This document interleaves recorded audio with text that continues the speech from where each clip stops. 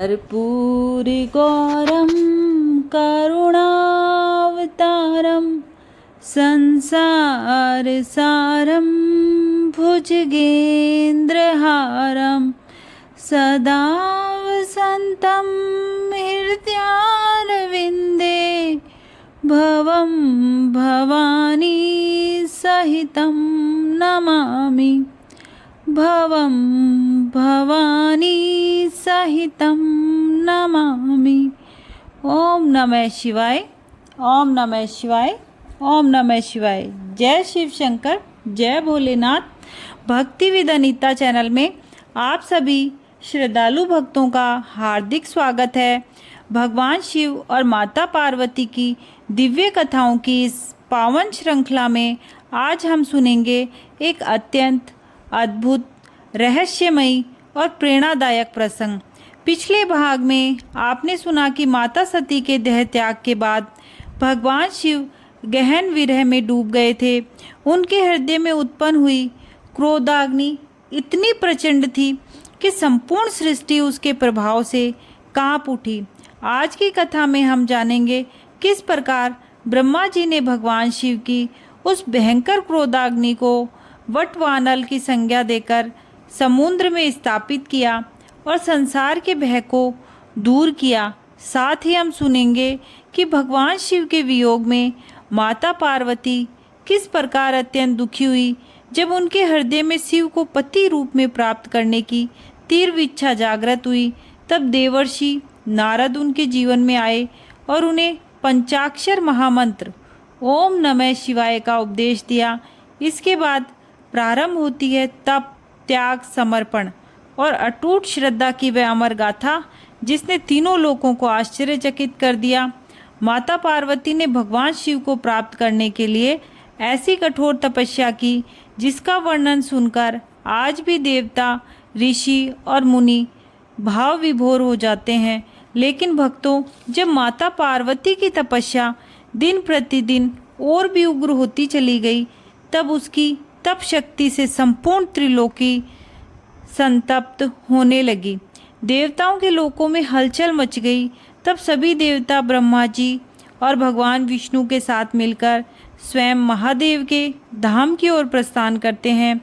आखिर देवताओं को भगवान शिव से क्या प्रार्थना करनी थी, माता पार्वती की तपस्या का क्या परिणाम निकला और कब प्रसन्न होंगे भोलेनाथ अपनी परम भक्त पार्वती से, इन सभी प्रश्नों के उत्तर जानने के लिए कथा को अंत तक अवश्य सुनिएगा। यदि आप सच्चे शिव भक्त हैं तो कमेंट में एक बार श्रद्धा से लिखिए ओम नमः शिवाय। तो आइए भगवान शिव और माता पार्वती का स्मरण करते हुए आरंभ करते हैं आज की पावन कथा। हर हर महादेव। ब्रह्मा जी कहते हैं, नारद, जब भगवान रुद्र के तीसरे नेत्र से प्रकट हुई अग्नि ने कामदेव को शीघ्र जलाकर भस्म कर दिया, तब वह बिना किसी प्रयोजन के ही प्रज्वलित हो सब ओर फैलने लगी।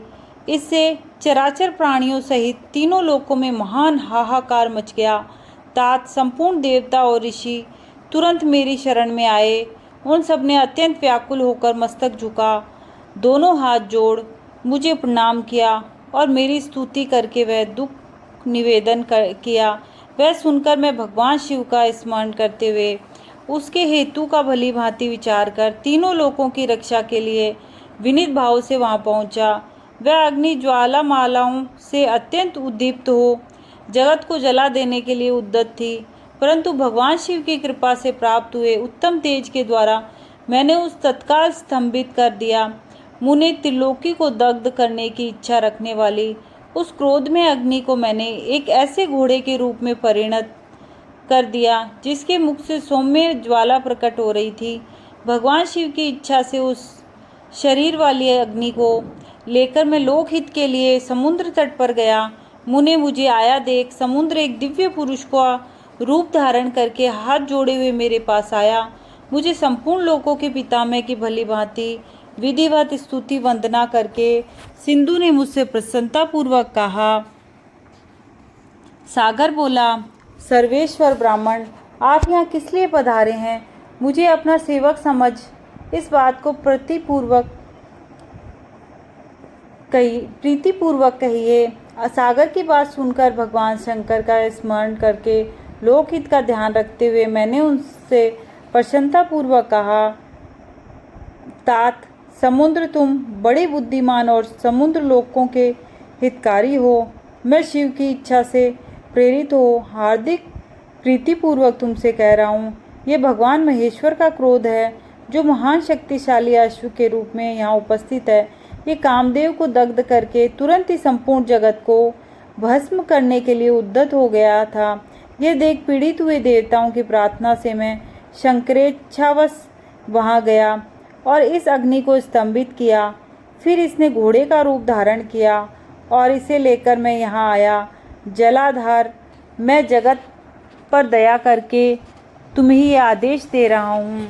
ईश्वर के क्रोध को जो वाडव का रूप धारण करके मुख से ज्वाला प्रकट करता हुआ खड़ा है, तुम प्रलय काल पर्यंत धारण किए हो। जब मैं यहाँ आकर वास करूँगा तब तुम भगवान शंकर के इस अद्भुत क्रोध को छोड़ देना। तुम्हारा जल ही प्रतिदिन इसका भोजन होगा। तुम यत्न पूर्वक इसे ऊपर ही धारण किए रहना, जिससे ये तुम्हारी अनंत जल राशि के भीतर न चला जाए। ब्रह्मा जी कहते हैं कि नारद, मेरे ऐसा कहने पर समुद्र ने रुद्र की क्रोधाग्नि रूप वडवानल को धारण करना स्वीकार कर लिया, जो दूसरे के लिए असंभव था। तदंतर वह वडाग्नि समुद्र में प्रविष्ट हुई और ज्वालामालाओं से प्रदीप्त हो सागर की जलराशि का दहन करने लगी। मुनि इससे संतुष्ट चित होकर मैं अपने लोक को चला आया और वह दिव्य रूपधारी समुद्र मुझे प्रणाम करके अदृश्य हो गया। महामुनि रुद्र की उस क्रोधाग्नि के भय से छूटकर संपूर्ण जगत स्वस्थता का अनुभव करने लगा और देवता तथा मुनि सुखी हो गए। नारद जी बोले, दयानिधे, मदन दहन के पश्चात गिरिराज नंदिनी पार्वती देवी ने क्या किया? वह अपनी दोनों सखियों के साथ कहाँ गई? ये सब मुझे बताइए। ब्रह्मा जी ने कहा, भगवान शंकर के नेत्र से उत्पन्न हुई आग ने जब कामदेव को दग्ध किया तब वहाँ महान अद्भुत शब्द प्रकट हुआ, जिससे सारा आकाश गूंज उठा। उस महान शब्द के साथ ही कामदेव को दग्ध हुआ देख भयभीत और व्याकुल हुए पार्वती दोनों सखियों के साथ अपने घर चली गई। उस शब्द से परिवार सहित हिमवान भी बड़े विस्मय में पड़ गए और वहां गई हुई अपनी पुत्री का स्मरण करके उन्हें बड़ा कलेश हुआ। इतने में ही पार्वती दूर से आती हुई दिखाई दी। वह शंभु के विरह से रो रही थी। अपनी पुत्री को अत्यंत विहल हुए देख शैलराज हिमवान को बड़ा शोक हुआ और वह शीघ्र ही उसके पास जा पहुँचे। वे फिर हाथ से उसकी दोनों आंखें पोंछकर बोले, शिवे, डरो मत, रो मत। ऐसा कहकर अचलेश्वर हिमवान ने अत्यंत विहल हुई पार्वती को शीघ्र ही गोद में उठा लिया और उसे सांत्वना देते हुए वह अपने घर ले आए। कामदेव का दाह करके महादेव जी अदृश्य हो गए थे, अतः उनके विरह से पार्वती अत्यंत व्याकुल हो उठी थी। उन्हें कहीं भी सुख या शांति नहीं मिलती थी। पिता के घर जाकर जब वह अपनी माता से मिली, उस समय पार्वती शिवा ने अपना नया जन्म हुआ माना। वह अपने रूप की निंदा करने लगी और बोली, हाय, मैं मारी गई। सखियों के समझाने पर भी वह गिरिराज कुमारी कुछ समझ नहीं पाती थी। वह सोते जागते, खाते पीते, नहाते धोते, चलते फिरते और सखियों के बीच में खड़े होते समय भी कभी किंचन मात्र भी सुख का अनुभव नहीं करती थी।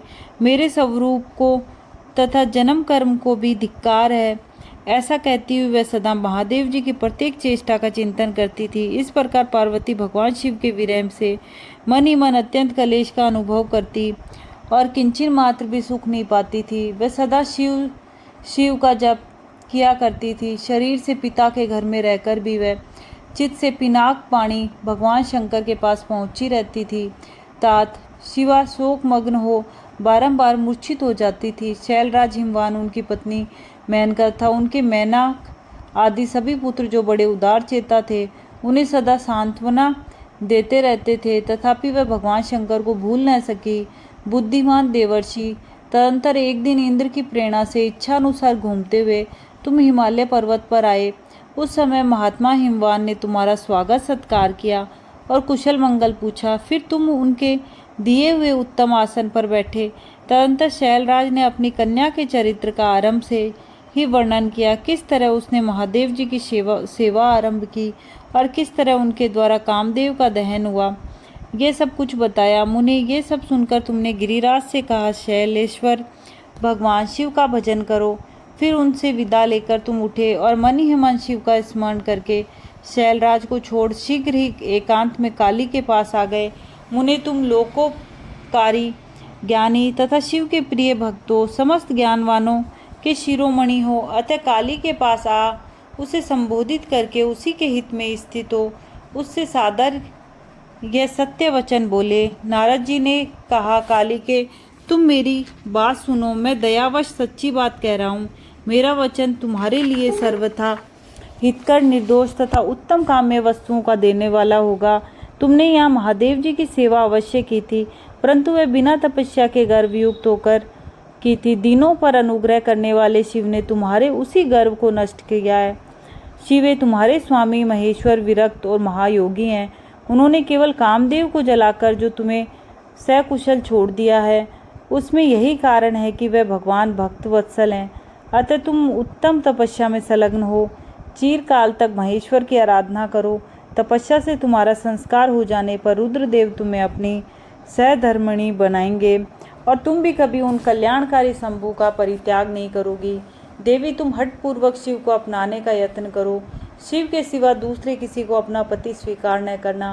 ब्रह्मा जी कहते हैं, मुने, तुम्हारी यह बात सुनकर गिरिराज कुमारी काली कुछ उल्लासित हुई, तुमसे हाथ जोड़ प्रसन्नतापूर्वक बोली। शिवा ने कहा, प्रभु, आप जगत का उपकार करने वाले हैं। मुने, मुझे रुद्रदेव की आराधना के लिए कोई मंत्र दीजिए। ब्रह्मा जी कहते हैं, नारद, पार्वती का ये वचन सुनकर तुमने पंचाक्षर शिव मंत्र नमः शिवाय का उन्हें विधि पूर्वक उपदेश किया। साथ ही उस मंत्र राज में श्रद्धा उत्पन्न करने के लिए तुमने उसका सबसे अधिक प्रभाव बताया। नारद, तुम बोले, देवी, इस मंत्र का परम अद्भुत प्रभाव सुनो। इसके श्रवण मात्र से भगवान शंकर प्रसन्न हो जाते हैं। ये मंत्र सब मंत्रों का राजा और मनोवांछित फल को देने वाला है। भगवान शंकर को बहुत ही प्रिय है तथा साधक को भोग और मोक्ष देने में समर्थ है। सौभाग्यशालिनी, इस मंत्र का विधि पूर्वक जप करने से तुम्हारे द्वारा आराधित हुए भगवान शिव अवश्य और शीघ्र तुम्हारी आंखों के सामने प्रकट हो जाएंगे। शिवे, सोच, संतोष आदि नियमों में तत्पर रहकर भगवान शिव के स्वरूप का चिंतन करती हुई तुम पंचाक्षर मंत्र का जप करो। इससे आराध्य देव शिव शीघ्र ही संतुष्ट होंगे। साध्वी, इस तरह तपस्या करो। तपस्या से महेश्वर वश में हो सकते हैं। तपस्या से ही सबको मनोवांछित फल की प्राप्ति होती है, अन्यथा नहीं। ब्रह्मा जी कहते हैं, नारद, तुम भगवान शिव के प्रिय भक्त और इच्छा अनुसार विचरने वाले हो। तुमने काली से उपयुक्त बात कहकर देवताओं के हित में तत्पर हो स्वर्ग लोक को प्रस्थान किया। तुम्हारी बात सुनकर उस समय पार्वती बहुत प्रसन्न हुई। उन्हें परम उत्तम पंचाक्षर मंत्र प्राप्त हो गया था। ब्रह्मा जी कहते हैं, देवर्षि, तुम्हारे चले जाने पर प्रफुल्लित चित्त हुई पार्वती ने महादेव जी को तपस्या से ही साध्य माना और तपस्या के लिए ही मन में निश्चय किया। तब उन्होंने अपनी सखी जया और विजया के द्वारा पिता हिमाचल और माता मैना से आज्ञा मांगी। पिता ने तो स्वीकार कर लिया, परंतु माता मैना के स्नेहवश अनेक प्रकार से समझाया और घर से दूर वन में जाकर तप करने से पुत्री को रोका। मैना ने तपस्या के लिए वन में जाने से रोकते हुए उमा ऐसा कहा, इसलिए उस समय शिवा का नाम उमा हो गया। मुनि, शैलराज की प्यारी पत्नी मैना ने रोकने से शिवा को दुखी हुई जान अपना विचार बदल दिया और पार्वती को तपस्या के लिए जाने की आज्ञा दे दी। मुनि श्रेष्ठ, माता की वह आज्ञा पाकर उत्तम व्रत का पालन करने वाली पार्वती ने भगवान शंकर का स्मरण करके अपने मन में बड़े सुख का अनुभव किया। माता पिता को प्रसन्नतापूर्वक प्रणाम करके शिव के स्मरण पूर्वक दोनों सखियों के साथ वह तपस्या करने के लिए चली गई। अनेक प्रकार के प्रिय वस्त्रों का परित्याग करके पार्वती ने कट्टी प्रदेश में सुंदर मूंज की मेखला बांध शीघ्र ही वलकल धारण कर लिए। हार का परिहार करके उत्तम मर्ग चर्म को हृदय से लगाया। तत्पश्चात वह तपस्या के लिए गंगा अवतरण तीर्थ को चली गई, जहाँ ध्यान लगाते हुए भगवान शंकर ने कामदेव को दग्ध किया था। हिमालय का वह शिखर गंगा अवतरण के नाम से प्रसिद्ध है। वही परम उत्तम श्रृंगी तीर्थ में पार्वती ने तपस्या प्रारंभ की। गौरी के तप करने से ही उसका गौरी शिखर नाम हो गया। मुनि शिवा ने अपने तप की परीक्षा के लिए वहाँ बहुत से सुंदर एवं पवित्र वृक्ष लगाए जो फल देने वाले थे। सुंदरी पार्वती ने पहले भूमि शुद्ध करके वहाँ एक वेदी का निर्माण किया। तदंतर ऐसी तपस्या आरंभ की जो मुनियों के लिए भी दुष्कर थी। वह मन से ही संपूर्ण इंद्रियों को शीघ्र ही काबू में करके उस वेदी पर उच्च कोटि की तपस्या करने लगी। ग्रीष्म ऋतु में अपने चारों ओर दिन रात आग जलाए रखकर वह बीच में बैठती और निरंतर पंचाक्षर मंत्र का जप करती रहती थी। वर्षा ऋतु में वेदी पर सुस्थिर आसन से बैठकर अथवा किसी पत्थर की चट्टान पर ही आसन लगाकर वह निरंतर वर्षा की जलधारा से भीगती रहती थी। शीतकाल में निराहार रहकर भगवान शंकर के भजन में तत्पर हो वह सदा शीतल जल के भीतर खड़ी रहती तथा रात भर बर्फ की चट्टानों पर बैठा करती थी। इस प्रकार तप करती हुई पंचाक्षर मंत्र के जप में संलग्न हो शिवा संपूर्ण मनोवांछी फलों के दाता शिव का ध्यान करती थी। प्रतिदिन अवकाश मिलने पर वह सखियों के साथ अपने लगाए हुए वृक्षों को प्रसन्नतापूर्वक सींचती और वहां पधारे हुए अतिथि का आतिथ्य सत्कार भी करती थी। शुद्ध चित्त वाली पार्वती ने प्रचंड आंधी, कड़ाके की सर्दी, अनेक प्रकार की वर्षा तथा धूप का भी सेवन किया। उनके ऊपर वहाँ नाना प्रकार के दुख आए, परंतु उन्होंने उन सबको कुछ नहीं गिना। मुनि वे केवल शिव में एक मन लगाकर वहाँ सुस्थिर भाव से खड़ी या बैठी रहती थी। उनका पहला वर्ष फलाहार में बीता और दूसरा वर्ष उन्होंने केवल पत्ते चबाकर बिताया। इस तरह तपस्या करती हुई देवी पार्वती ने क्रमशः असंख्य वर्ष व्यतीत कर दिए। तदंतर हिमवान की पुत्री शिवा देवी पत्ते खाना भी छोड़कर सर्वथा निराहार रहने लगी। तो भी तपश्चर्या में उनका अनुराग बढ़ता ही गया। हिमाचल पुत्री शिवा ने भोजन के लिए पर्ण का भी परित्याग कर दिया, इसलिए देवताओं ने उनका नाम अपर्णा रख दिया। इसके बाद पार्वती भगवान शिव के स्मरण पूर्वक एक पैर से खड़ी हो पंचाक्षर मंत्र का जप करती हुई बड़ी भारी तपस्या करने लगी। उनके अंग चीर और वलकल से ढके थे। वह मस्तक पर जटाओं का समूह धारण किए रहती थी। इस प्रकार शिव के चिंतन में लगी हुई पार्वती ने अपनी तपस्या के द्वारा मुनियों को जीत लिया। उस तपोवन में महेश्वर के चिंतन पूर्वक तपस्या करती हुई काली के 3000 वर्ष बीत गए। तदंतर जहाँ महादेव जी ने 60,000 वर्षों तक तप किया था, उस स्थान पर क्षण भर ठहरकर शिवा देवी इस प्रकार चिंता करने लगी, क्या महादेव जी इस समय यह नहीं जानते कि मैं उनके लिए नियमों के पालन में तत्पर हो तपस्या कर रही हूँ? फिर क्या कारण है कि वो सुदीर्घ काल में तपस्या में लगी हुई मुझ सेविका के पास वह नहीं आए? लोक में, वेद में और मुनियों द्वारा सदा गिरीश की महिमा का गान किया जाता है। सब यही कहते हैं कि भगवान शंकर सर्वात्मा, सर्वदर्शी, समस्त ऐश्वर्यों के दाता, दिव्य शक्ति संपन्न, सबके मनोभाव को समझ लेने वाले, भक्तों को उनके अभीष्ट वस्तु देने वाले और सदा समस्त कलेशों का निवारण करने वाले हैं। यदि मैं समस्त कामनाओं का परित्याग करके भगवान वृषध्वज में अनुरक्त हुई हूँ तो वह कल्याणकारी भगवान शिव यहाँ मुझ पर प्रसन्न हो। यदि मैंने नारद तंत्रोक्त शिव पंचाक्षर मंत्र का सदा उत्तम भक्ति भाव से विधि पूर्वक जप किया हो तो भगवान शंकर मुझ पर प्रसन्न हो। यदि मैं सर्वेश्वर शिव की भक्ति से युक्त एवं निर्विकार हूँ तो भगवान शंकर मुझ पर अत्यंत प्रसन्न हो। इस तरह नित्य चिंतन करती हुई जटावल्कल धारिणी निर्विकारा पार्वती मुंह नीचे किए सुदीर्घ काल तक तपस्या में लगी रही। उन्होंने ऐसी तपस्या की जो मुनियों के लिए भी दुष्कर थी। वहाँ उस तपस्या का स्मरण करके पुरुषों को बड़ा विस्मय हुआ। महर्षि पार्वती की तपस्या का जो दूसरा प्रभाव पड़ा था उसे भी इस समय सुनो। जगदम्बा पार्वती का वह महान तप परम आश्चर्यजनक था जो स्वभावतः एक दूसरे के विरोधी थे। ऐसे प्राणी भी उस आश्रम के पास जाकर उनकी तपस्या के प्रभाव से विरोध रहित हो जाते थे। सिंह और गो आदि सदा रागादि दोषों से संयुक्त रहने वाले पशु भी पार्वती के तप की महिमा से वहाँ परस्पर बाधा नहीं पहुँचाते थे। मुनि श्रेष्ठ, इनके अतिरिक्त जो स्वभावतः एक दूसरे के वैरी हैं, वह चूहे, बिल्ली आदि दूसरे जीव भी उस आश्रम पर कभी रोष आदि विकारों से युक्त नहीं होते थे। वहाँ के सभी वृक्षों में सदा फल लगे रहते थे। भांति भांति के तृण और विचित्र पुष्प उस वन की शोभा बढ़ाते थे। वहाँ का सारा वन प्रांत कैलाश के समान हो गया। पार्वती के तप की सिद्धि का साकार रूप बन गया। ब्रह्मा जी कहते हैं, मुनीश्वर, शिव की प्राप्ति के लिए इस प्रकार तपस्या करती हुई पार्वती के बहुत वर्ष बीत गए तो भी भगवान शंकर प्रकट नहीं हुए। तब हिमाचल, मैना, मेरू, मंदराचल आदि ने आकर पार्वती को समझाया और शिव की प्राप्ति को अत्यंत दुष्कर बताकर उनसे यह अनुरोध किया कि तुम तपस्या छोड़कर घर को लौट चलो। तब उन सब की बात सुनकर पार्वती ने कहा, पिताजी, माताजी तथा मेरे सभी बांधव, मैंने पहले जो बात कही थी उसे क्या आप लोगों ने भुला दिया है? इस समय भी मेरी जो प्रतिज्ञा है उसे आप लोग सुन लें।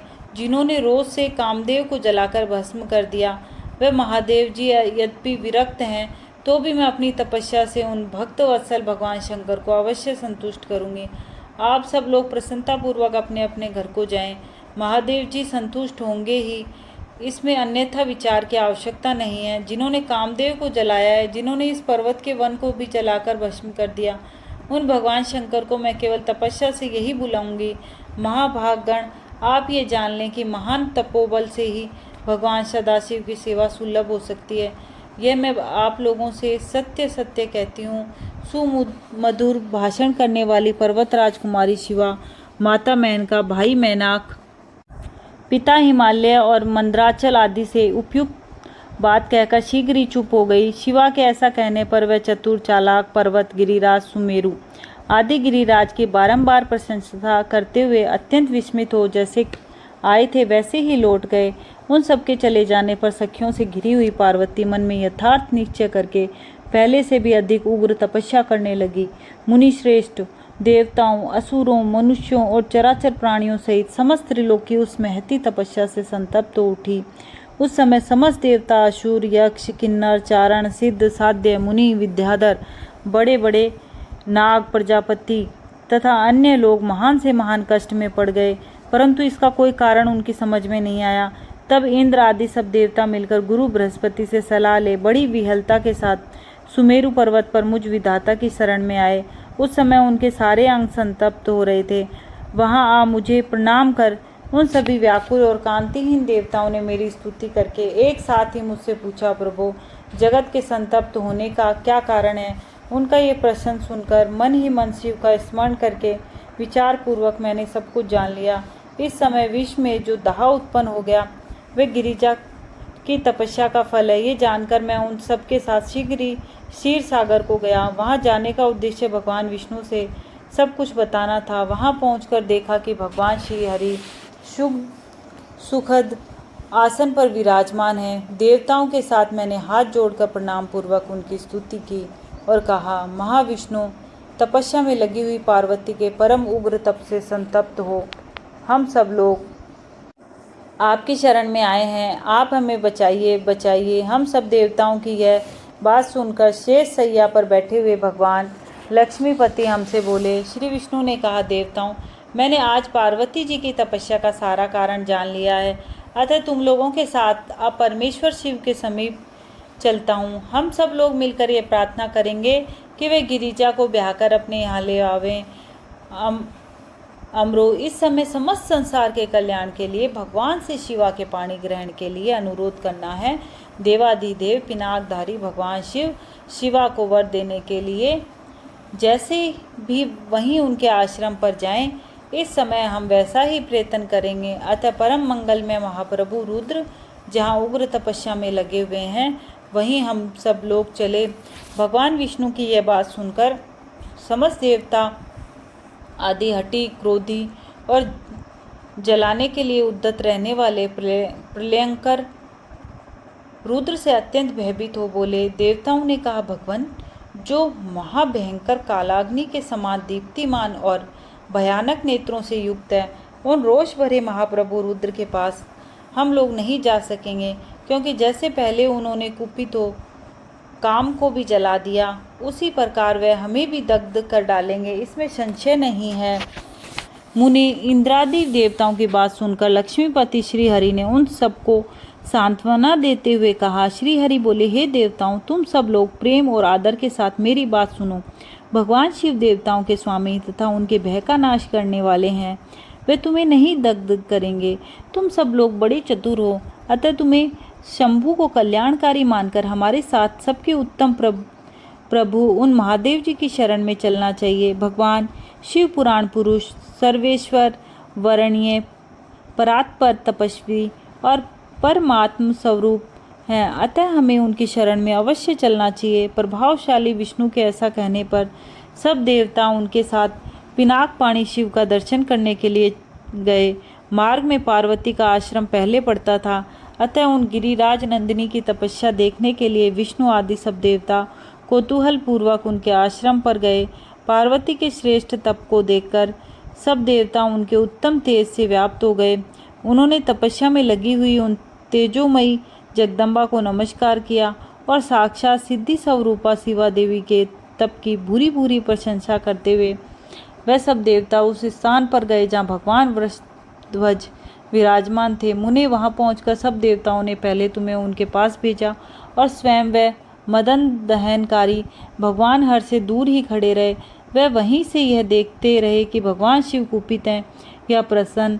नारद, तुम तो सदा निर्भय रहने वाले और विशेषतः शिव के भक्त हो, अतः तुमने भगवान शिव के स्थान पर जाकर उन्हें सर्वथा प्रसन्न देखा। फिर वहाँ से लौटकर तुम श्री विष्णु आदि सब देवताओं को भगवान शिव के स्थान पर ले गए। वहाँ पहुंचकर विष्णु आदि सब देवताओं ने देखा भक्त वत्सल भगवान शिव सुखपूर्वक प्रसन्न मुद्रा में बैठे हैं। अपने गणों से घिरे हुए शंभु तपस्वी का रूप धारण किए योग पट पर आसीन थे। उन परमेश्वर रूपी शंकर का दर्शन करके मेरे सहित श्री विष्णु तथा अन्य देवताओं, सिद्धों और मुनीश्वरों ने उन्हें प्रणाम करके वेदों और उपनिषदों के सूत्रों द्वारा उनका स्तवन किया। तो भक्तों, आज की इस पावन कथा में आपने सुना कि किस प्रकार माता पार्वती ने भगवान शिव को प्राप्त करने के लिए अटल संकल्प के साथ घोर तपस्या का मार्ग अपनाया। उनके तप का तेज इतना प्रचंड था कि तीनों लोग संतप्त हो उठे और देवताओं को स्वयं भगवान शिव की शरण में जाना पड़ा। इस प्रसंग से हमें ये शिक्षा मिलती है कि यदि हमारी भक्ति सच्ची हो, हमारा संकल्प दृढ़ हो और हमारा मन भगवान के चरणों में समर्पित हो, तो असंभव से असंभव कार्य भी संभव हो जाता है। माता पार्वती ने कठिनाइयों के सामने हार नहीं मानी, बल्कि अपने लक्ष्य के प्रति अडिग रही। यही कारण है कि वह समस्त जगत की आदर्श शक्ति स्वरूपा बनी। अब अगले भाग में हम सुनेंगे कि देवताओं की प्रार्थना पर भगवान शिव का क्या निर्णय लेते हैं, माता पार्वती की तपस्या का क्या फल मिलता है और किस प्रकार शिव पार्वती के दिव्य मिलन की भूमिका तैयार होती है। ये प्रसंग अत्यंत रोचक, भावपूर्ण और रहस्यमय है, इसलिए इसे बिल्कुल भी मिस मत कीजिएगा। यदि आज की कथा आपको पसंद आई हो तो वीडियो को लाइक करें, अपने परिवार और मित्रों के साथ शेयर करें और भक्ति विद अनीता चैनल को सब्सक्राइब करें। बेल आइकन अवश्य दबाएं ताकि आने वाले प्रत्येक शिव महापुराण कथा आप तक सबसे पहले पहुंच सके। आइए कथा के समापन से पूर्व भगवान शिव और माता पार्वती से क्षमा याचना करें। हे देवादिदेव महादेव, हे जगजननी माता पार्वती, कथा श्रवण, वाचन या वर्णन में हमसे जाने अनजाने में कोई त्रुटि, अशुद्धि या भूल हुई हो तो हमें क्षमा प्रदान करें। हमारे मन, वचन और कर्म को पवित्र बनाएं तथा हम सभी पर अपनी कृपा बनाए रखें। हर हर महादेव। ओम नमः शिवाय। जय माता पार्वती, जय भोलेनाथ। इसी मंगल कामना के साथ आज की कथा यहीं पूर्ण होती है। फिर मिलेंगे शिव महापुराण के अगले दिव्य और अद्भुत प्रसंग के साथ। नमस्कार। ओम नमः शिवाय।